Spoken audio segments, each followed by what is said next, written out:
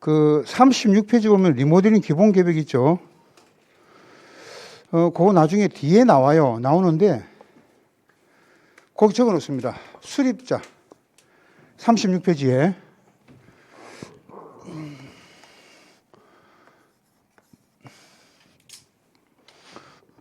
리모델링 기본 계획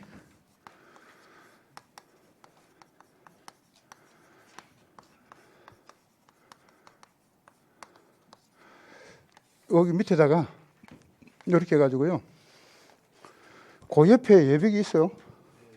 예벽에다가 좋네. 예벽이 있으니까 그죠? 예벽에다가 수립권자, 특별시장, 광역시장, 대도시시장요. 앞으로는 여러분들이 대도시시장은요, 인구가 50만 명 이상은 시를 말합니다. 그래서 수원시 같은 경우는 인구가 50만 명 넘죠. 그래서 별도의 이제 대도시장이라고 따로 부릅니다. 그러니까 수립을 안 한 사람이 누구예요? 명단에 없는 사람. 시장, 군수, 구청장은 업장, 면장, 동장 다 안 되죠. 그래서 리모델링 기본 계획에 수립자가 아닌 것을 골라라. 요즘은요, 이 박스를 많이 만들어 가지고 옳은 것을 골라라 이런 식으로 막 섞어 가지고 있잖아요. 그런 문제가 많이 나오기 때문에 하도 그런 문제가 많이 나오기 때문에 중요합니다. 그래서 이거 첫 글자를 따서 그냥 특광대가 수립한다. 두 번째는요, 수립 단위.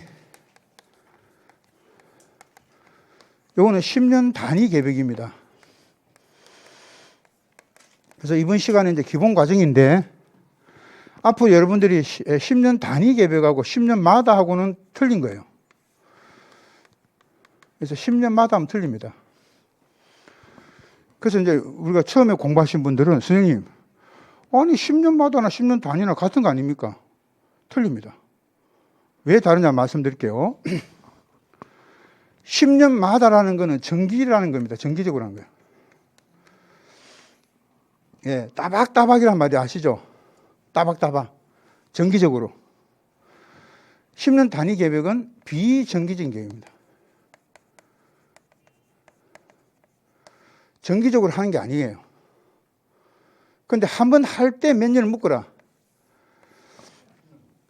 10년을 묶으라는 이야기예요. 그럼 1년은 내가 뭐 하고, 2년 차는 내가 연차별로 2년 동안 내가 뭘 하고, 3년 동안은 내가 뭐 하고, 이렇게 10년까지 내가 뭘 하겠다. 이렇게 10년을 이렇게 묶어가지고, 연차별로 10년을 묶어서 하는 계획이 10년 단위 계획입니다. 그럼 언제 할 줄 몰라요. 그죠? 비정기적이라 그랬잖아. 10년마다가 정기적이죠. 그럼 언제는 뭐 할 줄, 그 정기적으로 하는 게 아니기 때문에 언제 할 줄 모르지만은 한 번 할 때 몇 년을 묶어서 10년을 묶어서 해라 이야기예요. 1년은 내가 뭘 하고 2년은 뭐 하고 이런 식으로. 이게 10년 단위 계획입니다. 그리고 우리나라 법에 우리가 공부하는 법률 중에서도 그 도시 및 주거환경 정비법이 기본 계획이 바로 이거죠. 기본 계획이 10년 단위 계획입니다. 기본 계획이 정비 기본 계획. 10년마다가 아니에요. 그 다음에 타당성 검토를 해봐야 되겠죠. 이게 10년 후는 뭐 세상이 어떻게 변할 수도 있고 그때는 또 다른 게 또 변수가 작용을 하기 때문에 5년마다 10년이 기니까 5년마다 한 번씩 뭐 해라? 타당성을 검토를 해서 그로 끝나는 게 아니에요. 검토를 하는 목적은 이 계획에 뭐 하기 위해서? 반영하기 위해서입니다. 계획에 반영을 해야 된다는 거예요. 타당성을 검토하는 목적은요, 이 계획에 뭐 하기 위해서? 반영하기 위해서 하는 겁니다. 자, 이렇게 해서 이제 여러분들이 나중에 물론 이제 수립 절차 같은 경우는 수립 절차도 이제 심화 과정에서 다 할 겁니다. 그래서 나중에 한 바퀴 더 돌 때 적을 수 있는 공간을 약간 마련해 놓으세요. 수립 절차에 남아 있는데 그런 거는 나중에 심화 과정에서 할 거거든요. 그래서 이제 조금 여백이 너무 빡빡이 하지 말고 그 밑에 약간 적어 놓은 공간이 필요합니다. 그래서 적어 놓으면 나중에 한 번 더 내가 또 적을 수도 있고. 예. 자, 입주자는 두 가지 뜻이 있습니다. 공급을 받는 자일 수도 있고, 소유자는 소유자를 대리하는 직계존비 속의 뜻도 있다. 사용자는 임차에 사용하는 사람이 뭐예요? 임차인이죠. 근데 그 옆에 보세요. 임대주택의 임차인은 뭐 한다고 돼 있어요? 자, 제외한다. 왜 제외합니까? 그러니까 민간 임대주택에 관한 특별법, 공공주택 특별법이라는 데가 따로 임대주택이 두 개가 있다 그랬잖아요. 따로 있기 때문에 이 법에서 다룰 필요가 없는 거예요. 그래서 공동주택관리법에는 임대주택의 임차인은 별도의 법이 있다. 그래서 제외한다 뜻이에요. 그 다음에 관리주체는 관리하는 사람. 여기 이제 여러분들 보면은요, 우리 재작년도 시험에 나왔어요. 그래서 관리주체가 시험에 나왔는데, 이 관리주체는요, 그 주택법에서 말하는 관리주체와,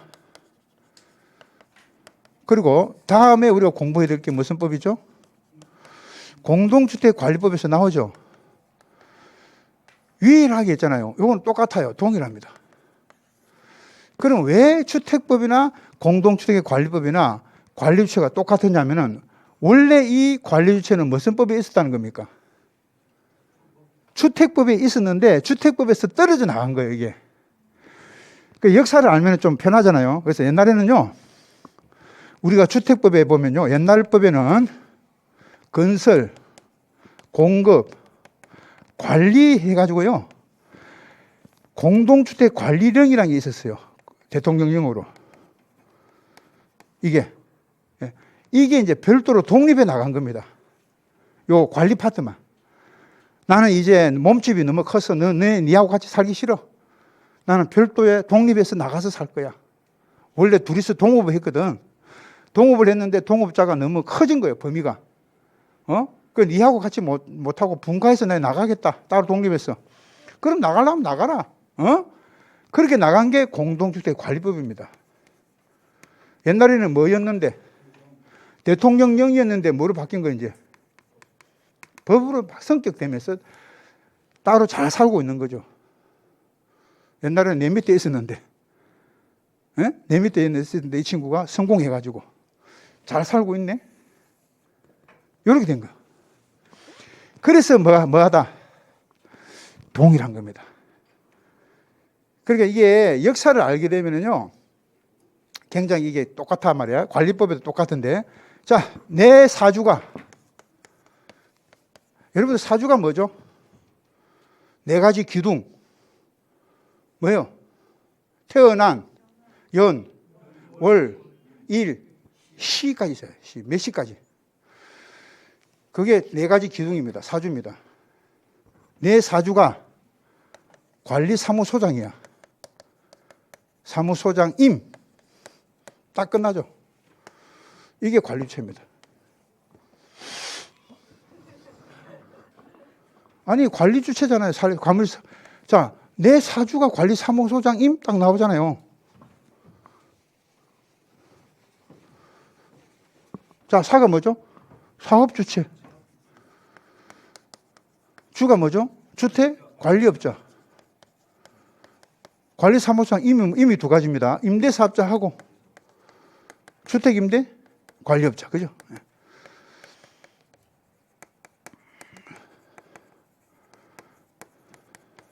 임은 두 개입니다. 원래 임이 한 사람이 돼야 되는데, 임이. 여기는 임이 두 개입니다. 임대사업자하고 주택임대 관리업자. 그래서 요거를 의무관리라고 해요.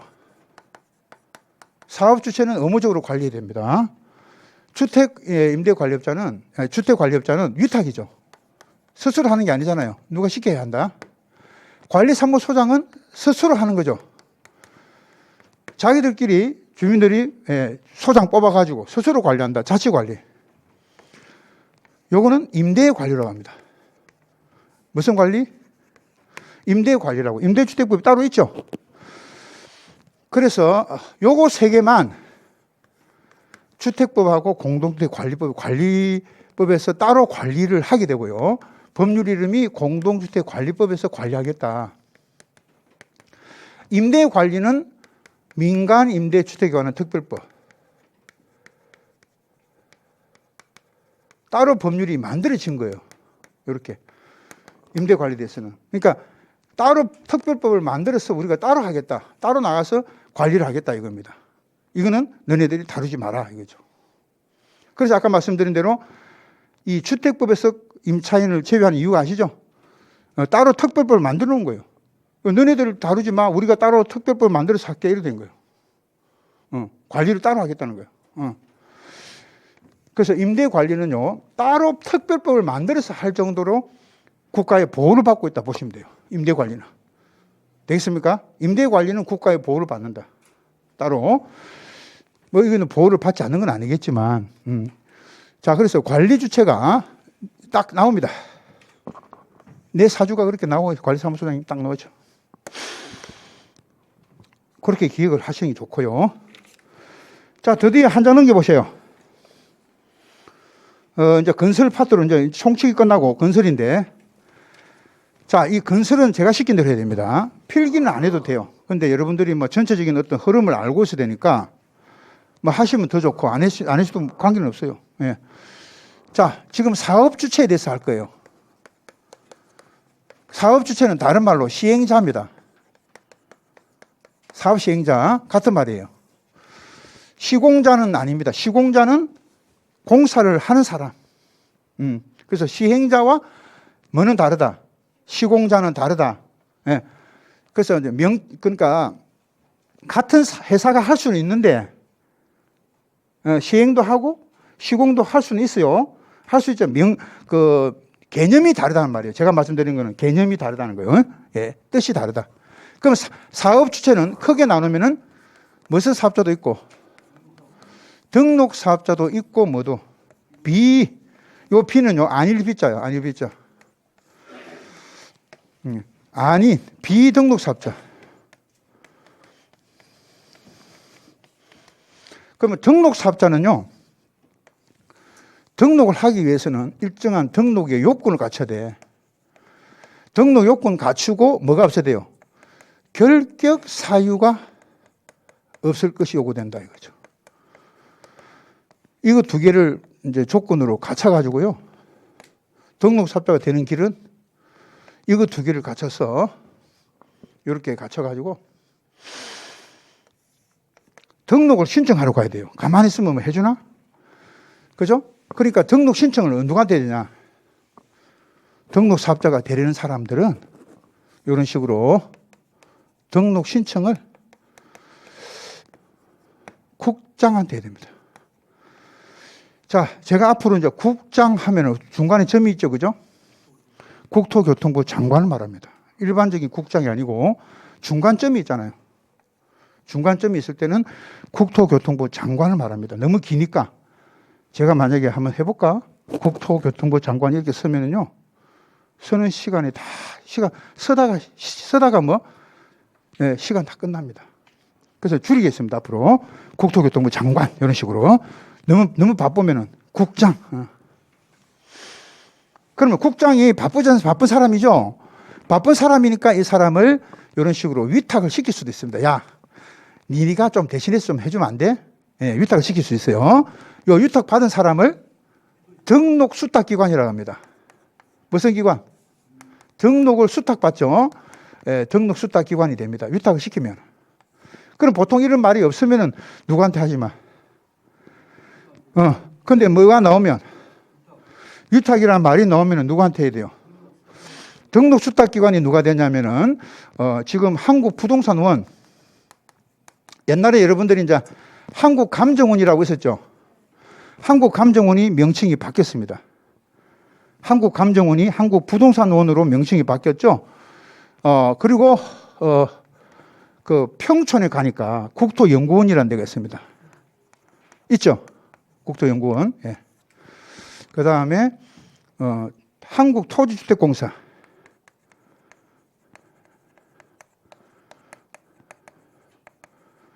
소위 말해서 LH공사. 아시죠? 예. LH공사. 자, 요런 데다가 이제 등록을 맡기기도 해요. 예, 우리가 바쁜 사람이 당신들이 좀 알아서 해달라. 예, 등록 수탁기관한테 위탁 시킬 수도 있는데. 자, 우리 시험은 이제 등록 요건이 중요하게 나옵니다. 일단. 등록 요건이 중요해요. 그러면 등록 요건은 자본금이 있어야 되는데, 자본금은 개인은 자산평가액을 따집니다. 현금이 없어도 됩니다. 그래서 개인은 6억 원 이상. 그 다음에 법인은 아무 말이 없을 때 법인을 말하죠. 출자액입니다. 예, 얼마만큼 출자해야 돼요? 3억 원 이상입니다. 요까지 중요합니다. 개인은 출자액 하면 틀려요. 개인이 무슨 돈으로 해, 뭐 출자할 거야. 그러니까 개인은 자산평가액을 기준으로 하고 법인은 무슨 액? 출자액입니다. 그럼 3억 원 이상이 있어야 되죠, 법인은. 그럼 아무런 말이 없을 때는 얼마가 있어야 되죠? 아무런 말이 없이 3억 원 이상 하면 그거는 법인을 말하는 거예요? 개인을 말하는 거예요? 법인을 말하는 겁니다. 아무런 말이 없을 때는 법인이에요. 법인이 원칙이다, 이 말입니다. 그 다음에 기술 인력, 기술 능력을 구비해야 되는데 이 사업 자체가 있잖아요. 이 사업 자체가 두 가지가 있습니다. 주택을 건설하거나 주택 건설 사업을 할 수도 있고 대지만 땅만 있죠. 대지를 조성하는 사업이 있습니다. 두 가지 사업이 있습니다. 그러니까 대지를 조성한다는 것은 논밭을 밀어가지고 사업을 할 수 있게끔 만들어줘야 되겠죠. 땅을 고르는 사업이고요. 이거는 주택을 건설하는 건데 이게는 건축 기술자, 기술인 1명 이상. 그 다음에 대지조성 사업은 토목이죠. 토목 기술인 1명 이상이세요. 그러면 선생님 만약에 대지 조성도 하고 주택을 건설을 같이 보통 하죠. 같이 하기 때문에 토목하고 건축을 각각 1명 이상 있어야 된다 이 말이죠. 그 다음에 결격 사유가 없어야 됩니다. 요거 결격 사유 중에서도 어떤 게 그러면 결격 사유냐? 먼저 미성년자 안 되죠. 피성년 후견인, 피안정 후견인 안 되고요. 파산자로서 복권이 되지 아니한 자 안 되겠죠. 금고 이상 실행 선고 받고 집행이 끝나도 2년이 지나지 아니한 자. 금고 이상의 집유 선고 받고 유예 기간 중에 있으면 안 되겠죠. 임원이 결격 사유면 안 되고 법원의 임원 뭐 대표이사, 이사, 감사 이런 사람들이 결격 사유가 되면 그 법인도 임원이 결격 사유다. 그럼 법인도 결격 사유죠. 법인도 결격 사유다. 그리고 이제 어떤 게 있냐면요. 등록이 말소된 후에 2년이 지나지 아니한 자, 2년이 경과되지 아니한 자. 전부 다 결격 사유입니다. 다시 들어갑니다. 미성년자, 피성년 후견인, 피안정 후견인, 파산자로서 복권이 되지 아니한 자, 금고에서 실행 선고받고 집행이 끝나거나 집행이 끝난 것으로 종료, 면제가 된다 하더라도 2년이 지나지 아니한 자, 유예기간 선고받고 집유 선고받고 유예기간 중에 있는 사람. 법원의 임원이 결격 사유면 법인도 결격 사유다. 말소가 됐는데 2년이 지나지 않았다. 결격 사유입니다. 얼마 안 되죠. 그래서 이거는 암기하실 때 옛날에 그 미파금 씨라는 분이 살았거든요. 미파금 씨. 미파금 씨라는 분이 살았는데 이 미파금 씨가 뭐냐면은 금고 이상의 실형 선고 받고 유예 기간 중에 살았던 거예요. 미파금 씨가. 살았는데 이제 나중에 그 사람이 또 임원이 또 돼가지고 결격 사유이면서도 이 사람도 안 되겠죠. 또 이 미파금 씨가 나중에 등록했는데 또 2년이 또 지나지 않아서 또 말소가 된다 하더라도 2년이 안 지났네? 그러면 이 사람도 또 안 되겠죠. 그래서 모든 사람이 무슨 금만 기억하면 돼요? 미파금만 기억하면 나머지 금고 한 번 더 나오잖아. 금고. 그죠? 임원, 말소 2년. 한번 더 해봅시다. 미파금, 선고 유예, 임원, 말소 2년. 여기 처음에는요, 선생님이 적어놔야지. 어떻게 다 외워요? 미치겠습니다. 미칠 필요 없어요. 하다 보면요, 아무것도 아니야. 처음에 여러분들이 제가 말씀드리잖아요. 내가 어려운 걸 알고 있을 때 내가 적응을 할 수 있는데, 처음에 너무 쉬워. 그럼 나중에 어려우면 포기해버립니다. 그게 무슨 말이냐면요. 이 대상의 원리라는 게 있어요. 이거 하나 말씀드릴게요. 여러분들 큰 상인을 뭐라고 합니까? 큰 상인을 대상이라고 합니다. 일명 낙타의 원리인데요. 이 낙타의 원리가 뭐냐면은 낙타 등에 짐을 갖다 올리잖아요. 그럼 낙타는 오아시스가 도달하면 물을 먹으려고 하는 순간에 이제 대상인들이 짐을 내려줍니다. 그 먼 길을 떠날 때 낙타가 이렇게 있으면은 먼 길을 떠날 때일수록 낙타 등에는 짐을 많이 실어야 됩니까? 적게 실어야 됩니까? 먼 길을 떠나니까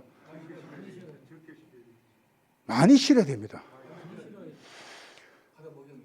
이제 오늘 죽었다. 그러니까 보통은 이제 몇 킬로 등에 싣는다면은 만약에 50킬로를 싣는다 합시다. 그럼 낙타 입장에서 봅시다. 오늘따라 40킬로나 30킬로 줄였어. 낙타 입장에서 보세요. 약 절반도 줄였다. 그럼 이 낙타 입장에서는 이 길이 가깝다는 뜻입니까? 멀다는 뜻입니까? 아니, 이게 뭐 50킬로인데 30킬로 가벼우니까 조금 있으면 뭐 오아시스가 있는갑지? 이렇게 생각한단 말이죠. 낙타 생각은. 근데 낙타가 어느 날 갑자기 70킬로 올린 거예요. 그러면 길이 멀다는 겁니까? 저기 가깝다는 겁니까? 멀다는 뜻이에요. 그래서 대상의 원리라는 것은 낙타가 짐을 무겁게 해줘야 됩니다. 오히려. 우리가 낙타 생각하면 안 돼요. 낙타 입장에서 생각하면 낙타 생각하고 뭐, 아이고 저렇게 힘이 드니까 뭘 내가 좀 짊어지면 안 되나? 낙타 죽입니다. 낙타 한 마리 또 죽습니다. 그럼 낙타가 짐을 오늘 더 무거운 거 실었죠. 그럼 오늘 죽었다 생각하고 처음부터 체력을 뭐 한다? 안배합니다. 체력을 안배. 축구 선수가 전반전 뛰어야 되고 후반전 뛰어야 되고 또 야간 동점 나오면 뭐가 돼요? 연장전까지 뛰어야 되잖아요. 그럼 그 연장전까지 생각할 수 있는 체력이 있어야 된단 말이에요. 축구 선수가 전반전 뛰고 말 거야? 어? 그러니까 연장전까지 생각해야 돼. 연장전까지. 그 축구 선수의 연장전을 생각하는 겁니다. 누가? 낙타가. 낙타 속에는, 낙타의 머리는 지금 오늘 짐을 한 개 더 올렸죠. 아주 무겁구나. 죽었다. 힘을 안배하기 시작합니다. 얘가. 근데 이제 어느 갔다가 대상의 주인이 보니까 너무 이게 힘이 겨우 하니까 짐을 하나씩 두 개씩 다 들어준 거예요. 내란 겁니다. 길거리 버린 거예요. 그냥. 버려줬어. 그랬더니 낙타가 좋아할 줄 알았는데 얼마 못 가서 죽더란 겁니다. 왜? 왜 죽습니까? 얘는 지금 한 50km 생각하고 지금 그걸 생각하고 있는데 집을 하나씩 두 개씩 들어주니까 오아시스가 가깝다고 생각한 거예요. 곧 오아시스가 나오는 것 같다. 난 살았다. 이거 가볍게 체력이 안배를 안 한 거예요. 이제 막 뛰어간 거예요. 근데 아직까지 더 먼 거예요. 이게 끝날 줄 알았는데 또 가고 끝날 줄 알았는데 또 가고 지쳐버립니다. 결국 낙타는 죽습니다.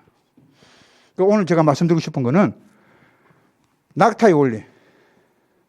이렇게 어렵다는 걸 미리 이야기해 주는 거예요. 선생님이. 그러니까 안배를 해라.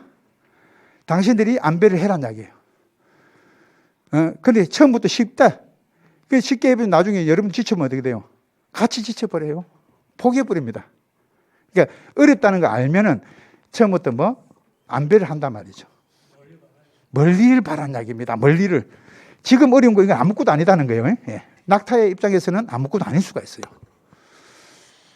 그래서 오히려 짐을 더 올려줘야 됩니다. 내 어깨에 삶의 무게 더 무겁게 해줘야 돼요. 저는요 죽을 때까지 여러분들이 남자는 책임을 져야 되잖아요. 가장이니까 가장은 책임을 져야 되죠. 죽을 때까지 어깨를 무겁게 해야 돼요. 그거 똑같이. 그래서 미성년자, 피성흑인, 피안정흑인이 파산자 복권 안 되고요. 복권 안 된 사람 안 되고 금고성형이 선고인데 끝났어. 금고 집행이 종료되거나 면제가 됐지만 2년이 지나지 아니한 자. 그럼 만기 석방이다. 만기 석방 몇 년 지나야 돼요? 2년 지나야 되고 또 가석방은 잔여 행기에다가 2년 지나야 되고 특별 사면 받았다. 몇 년 지나야 돼요? 2년 지나야 된다. 면제는 특별사면, 종료는 만기석방. 만기석방이나 또는 특별사면, 특사 해도 2년이 지나지 아니한 자 안 됩니다. 그게 바로 종료되거나 면제입니다. 여기고 그 다음에 이제 그러면은 이제 등록을 이렇게 결격 사유 없고 뭡니까 등록권 갖추면은 등록을 할 수가 있죠. 등록증이 나온다 그랬습니다. 자, 그러면 여기 보세요. 사무실이 들어간단 말이에요. 하나 더. 사무실 무슨 실? 사무실이 있어야 돼요. 사무실은 면적 제한이 없습니다. 예. 그래서 등록 요건은요. 오늘 누가 밥 사야 돼? 자기가 사는 거죠. 자기가. 여기지. 등록은 누가 사야 돼요? 자기가 사네. 자기가. 등록은 자기가 사는 겁니다. 등록은 자기가 사는 거고 결격 사유는 무슨 금시? 미파금시. 예. 결격 사유는 미파금시가 가지고 있는 거죠. 미파금만 하면은 이제 금 하나 더 나올 거고 임원 나올 거고 뭐 말소 2년 한 바퀴만 돌면은 여러분들이 더 잘할 수 있어요. 그 다음에 이제 비등록 사업자. 자, 저쪽으로 가겠습니다. 여기 칸이 작아서. 그러면 비등록이라는 거는 등록을 할 필요가 없습니다. 근데 여기서 하나만 더. 자, 보세요. 이 등록은 등록을 하는 규모가 있습니다. 연간 20호나 20세대 이상이죠. 이상을 주택을 건설할 때 연간 1만 제곱미터 이상의 그렇죠. 대지 조성 사업 할 때만. 그럼 선생님 만약에 뭐 우리가 단독 주택 짓는데 뭐 1년 동안에 연간 뭐 10개밖에 안 지었습니다. 그러면 등록할 필요가 없죠. 20개 이상만 등록한다는 거예요. 이런 경우는 이제 등록을 요한다. 근데 만약에 등록을 요하는데 등록을 해야 할 자가 만약에 등록을 안 하고 만약에 사업을 하게 되면은 처벌받습니다. 요 처벌이 2년 이하 징역 2천만 원 벌금입니다. 자, 여러분들 무소유가 뭐예요? 무소유라는 게 단지 소유를 안 하는 게 무소유가 아니에요.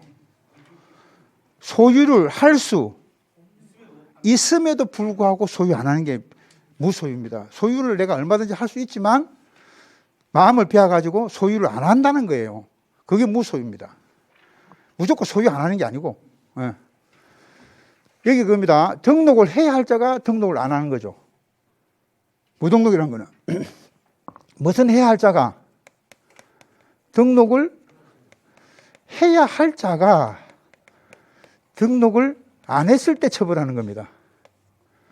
그럼 반대로 이야기해보자. 등록을 할 필요가 없는 사람은, 예? 등록을 할 필요가 없는 사람은 무등록이 아니고 뭐예요? 비등록이라 그랬잖아요. 그래서 무등록하고 비등록하고 여러분들 구별을 잘 해주세요. 예. 비등록 사업자라는 거는 무가 아니야. 비는 처음부터 등록 대상이 아니다 이 말입니다. 등록 대상이 아니다. 처음부터 등록을 할 필요가 없어요. 왜? 등록 대상이 아니니까. 예. 그래서 비등록 사업자는 크게 나누면 두 개입니다. 하나는 공공사업주체. 하나는 무슨 사업주체?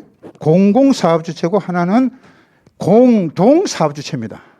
중요합니다, 이거. 예, 이것도 별표 3개. 굉장히 중요한 부분. 공공사업주체가 있고 또 하나는 이제 공동이라 그래요. 공동 같이 하는 거. 자, 공공사업주체는요, 요것만 생각하세요. 국가, 지자체, 지방자치단체, 그 다음에 한국토지주택공사를 주공이라고 앞으로 하겠습니다. LH공사인데 저는 간단하게 그냥 주공이라고 하겠습니다. 주공. 한국토지주택공사. 그래서 옛날에 토지공사 아시죠? 토지공사하고 대한주택공사하고 합병을 했습니다. 아시다시피 합병을 해서 한국토지주택공사라고 해요. 이게 명칭이 너무 기니까 그냥 주공. 그 다음에 지방공사 있죠. 지방공사, SH, 서울하우징, 그 다음에 경기도 개발공사 이런 식으로. 항상 지방공사는 서울, 주택도시 개발공사 할 수도 있고, 그죠? 이런 식으로 지방공사가 있고, 그리고 이제 우리가 이 공공사업주의 넓은 범위 안에서 들어가는 거는요, 무슨 법인도 들어간다고? 공익법인도 들어갑니다, 여기다가. 공익법인. 예를 들어서 한국, 사랑의 집짓기, 운동. 이제 옛날에 본부였는데 명칭이 바뀌어가지고 연합회, 운동연합회로 바뀌었습니다. 한국 사랑의 집짓기 운동연합회.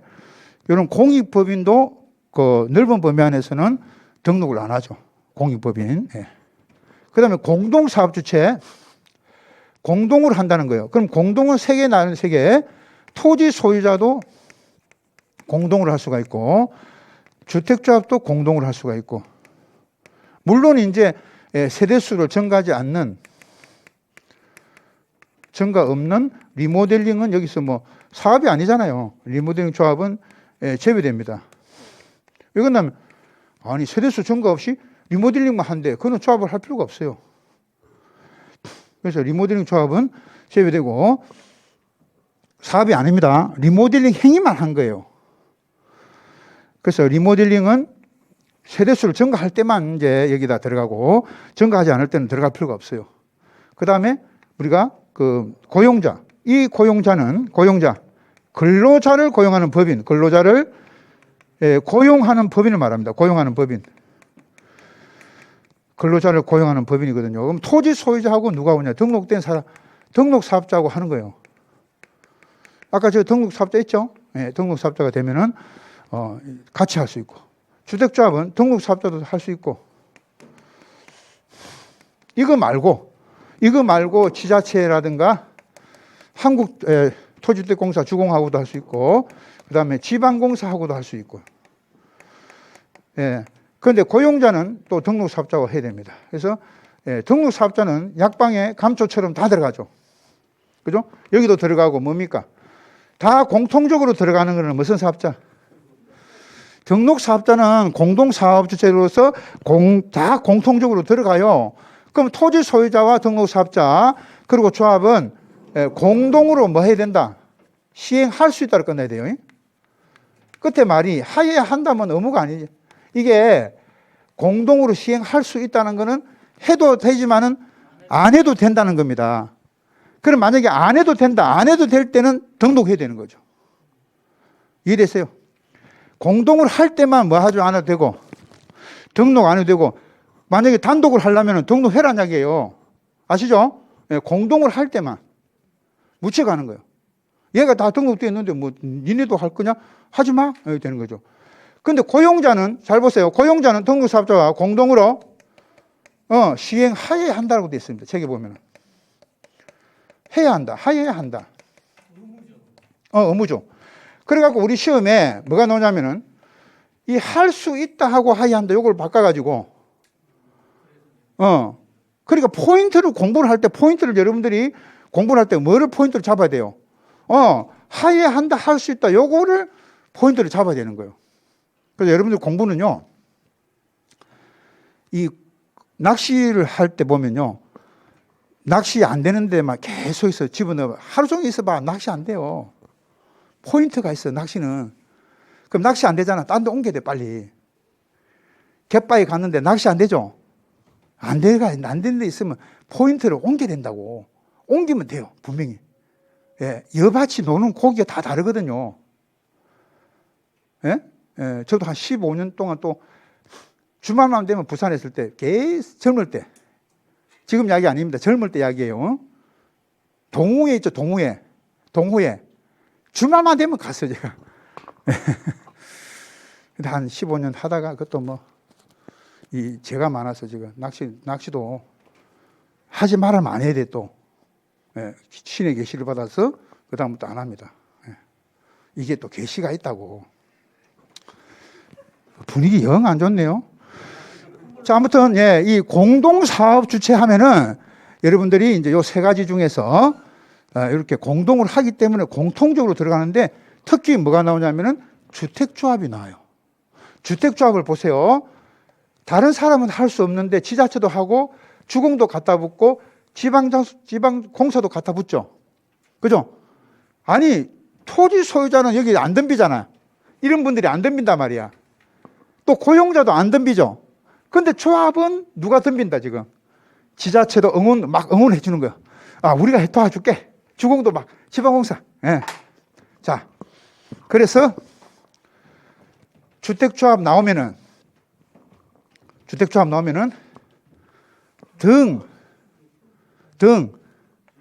지.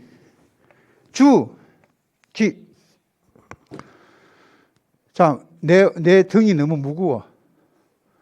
그러니까 네가 좀 등 지주지? 요겁니다.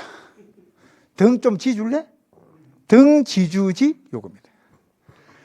예. 요 공식입니다. 등 지주지. 등을 좀 지줄래? 등 지주지. 근데 조합일 때만 등 지주지입니다. 예. 그거까지. 좋습니다. 자, 넘어가요. 그 다음에, 선생님, 지금 등록을 했는데 이 사람들이 욕심이 좀 나는 거예요. 자, 이렇게 이제 등록돼 있죠? 예. 등록 사업자가 된 거예요. 근데 이 등록 사업자가 뭐까지 하겠다는 겁니까? 이제 욕심 나가지고. 시공까지 하겠다는 거예요. 시공까지. 그럼 지금까지 등록 사업자는 시행자잖아요. 그죠? 시행자, 사업주체인데 이 사람이 뭐까지 하겠다? 시공자까지 하겠다고 합니다. 그러면 뭐를 갖춰야 된다고? 시공 능력을 갖춰야 돼요. 시공 능력. 이 시공자가 되기 위해서는 시공 능력을 갖춰야 됩니다. 그럼 시공 능력은 자본금이 있어야 되고 또 기술 인력도 조금 더 있어야 되고, 그죠? 기술 인력. 그 다음에 실적이 있어야 됩니다. 예, 공부 좀 하셨네. 실적이 있어야 돼요. 실적이. 그러면 자본금은 조금 더 많이 있어야 됩니다. 그럼 개인은 얼마? 예, 자산평가액 역시 10억 원 이상. 법인은 5억 원 이상이죠. 예. 그 다음 기술력은 대지든 토목이든 그러면 건축하고 토목하고 각각 한 명씩 들어가야 돼요. 예? 한 명씩 이상을 포함을 해가지고 합해가지고 몇 명? 예, 각각 한 명 이상 있어야 돼요. 그래서 3명 이상. 건축 토목 기술인. 그 다음 실적인데 최근 몇 년간? 5년간입니다. 왜? 1년에 뭐 20개 짓잖아. 그럼 최근 5년간에 100호나 100세대죠. 예, 건설 실적. 실적이 있으면 돼요. 그러면, 아니, 실적이 있으면, 초짜들은 처음에 하신 분은 안 되겠네요. 그렇습니다. 처음에 하신 분은 안 되고, 이미 건설산업기본법에 등록이 된 사람들이 시공 능력을 또 갖추게 됩니다. 그러면 자본금, 기술력, 실적을 갖추면은 시공을 할 수가 있어요, 이제. 요걸 갖추면. 그럼 시공을 할 수가 있는데, 요 시공의 범위가, 공사 범위 정해져 있어요. 그러면 아무런 말이 없으면 몇 층밖에 못 하는데, 원칙이 5개층밖에 안 됩니다. 5개층이야. 근데 이제 6층까지 되는 경우도 있어요. 원칙이 5개층이한데, 단서가 6층까지만 되는 경우가 있습니다.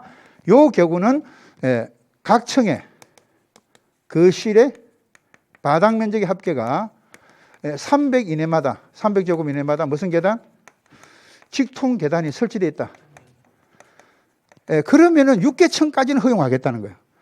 그 여러분들이 알다시피 건축법에는요, 연면적이 2층 이상이고 6층이 넘으면은 엘리베이터를 설치해야 돼요. 의무적으로.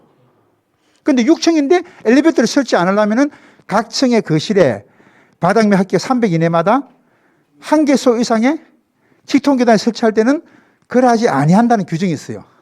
엘리베이터 설치 안 해도 됩니다. 그래서 6개층이지만은 요거 엘리베이터를 설치를 안 하는 조건이 요겁니다. 각 층의 거실의 바닥 면적 합계가 몇 메다마다, 몇 제곱미터?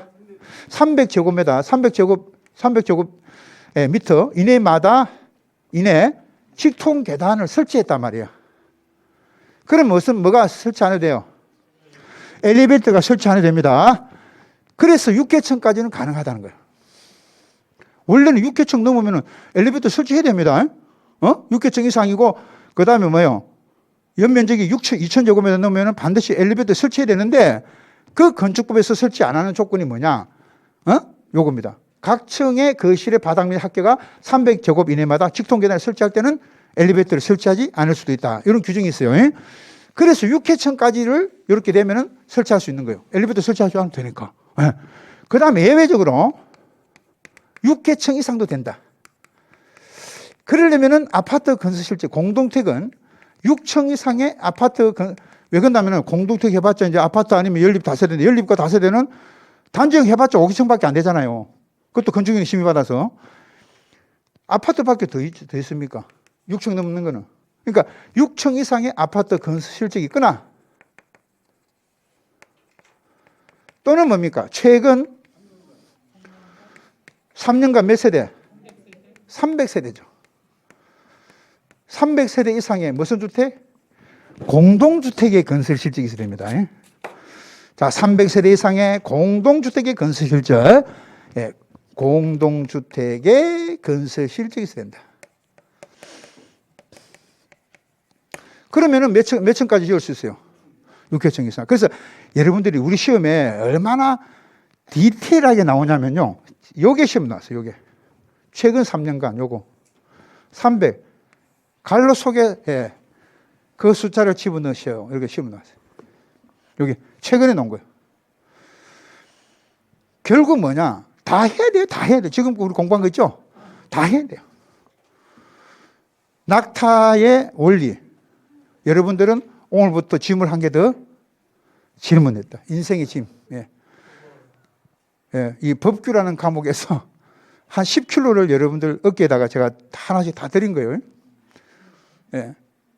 10kg 선물을 다 해준 겁니다. 여러분들 어깨에. 그만큼 다 여러분 수행할 수 있어요. 결국은. 그렇습니다. 저는요, 쉽다 생각하면요, 처음부터 포기, 나중에 더 어렵거든. 그 독일을 처음에 공부할 때, 이거 뭐, 데스다스, 다임다스, 그거만 할 줄 알았거든요. 죽는 줄 알았어요. 포기했습니다, 결국은. 이게 뭐, 남성, 중성, 여성 하는데, 다스, 데스, 댐, 다스, 디, 데아, 데아, 댐. 미치겠더라고. 그 결국 제가 제2 외국어를 못하는 바람에, 사실 포기했어요. 영어 안 되지. 사실 영어 안 돼. 제2 외국어 안 되지. 포기해야지. 외국어 안 되면 포기입니다. 아무튼 되는 사람은 이제 합격이 됐겠지. 넘어갑니다. 자, 뭐 그런 거는 이제 우리가 뭐 우스갯소리로 보시는 거고요. 그 다음에 행정처분에서 42페이지 있잖아요. 요거 하고 좀 쉬겠습니다. 다른 거 보지 마. 다른 거 보지 말고요. 42페이지 7번에 등록사업자 및 등록사업자 행정처분 나오죠. 근데 이 등록사업자도 등록이 말소되는, 반드시 말소되는 사유가 있어요. 그래서 등록사업자가 사업자의 필연적 등록 말소 사유가 있고요. 반드시 말소되는 사유. 등록 말소 사유가 있고, 반드시 말소되는 것 말고는 임의적이라 그래요. 그러면 우리가 임의적 등록 말소라는 것은 말소할 수도 있고 뭡니까? 그렇죠. 말소하거나 또는 영업정지 처분을 내릴 수도 있다. 영업정지 처분을 12개월 범위 안에서 12개월 딱 하는 게 아니고 범위 안에서 이제 그때그때 그 형량을 봐서 영업정지 처분을 내릴 수도 있어요. 그러면 등록사업자는 반드시 등록을 말소하는 사유가 시험에 나옵니다. 요것만. 그래서 임의적인 거는 안 해도 돼. 왜? 이 필연적인 거 나머지는 전부 다 뭐니까? 임의적이잖아요. 필연적 두 개가 딱 나옵니다. 첫 번째가 뭐죠? 거짓이나 부정한 방법으로 부정등록이죠. 거짓이나 부정한 방법 등록했다. 반드시 말소되겠죠. 그 다음에 등록증을 남한테 빌려준 거죠. 등록증 타인에게 대여한 거 빌려준 거. 그래서 우리가 주택관리사도요, 자격증을 다른 사람한테 빌려주면은 반드시 자격이 취소됩니다. 아시죠? 예, 남한테 빌려주는 거 안 통하는 거예요.